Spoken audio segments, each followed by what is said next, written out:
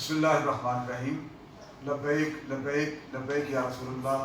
تاجدار ختم نبوت زندہ باد زندہ باد زندہ باد. ضلع شہپورہ کے گاؤں باؤمان میں زین شہید رحمۃ اللہ علیہ کے جنم پر گفتگو کرتے ہوئے میں نے جو الفاظ ادا کیے کہ ہم ایسے ایمان کو تسلیم نہیں کرتے. اس کا مقصد یہ تھا کہ جو بھی کوئی قادیانی اسلام قبول کرے تو لازم ہے کہ وہ مرزا قادیانی پر لعنت کرے اور کلمہ بھی پڑھے.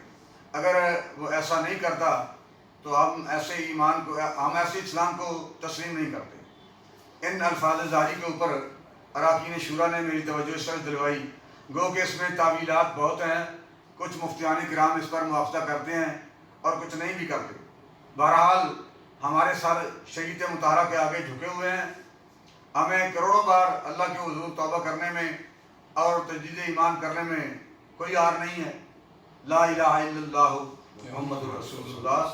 اگر کوئی بھی بندہ مرزا قادیانی پر لعنت کر کے کلمہ پڑھ کے اسلام میں داخل ہوتا ہے تو وہ ہمارے سر کا تاج ہے.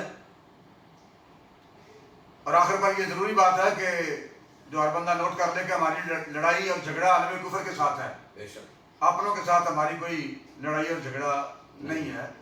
تاجدار ختم نبوت زندہ باد زندہ باد.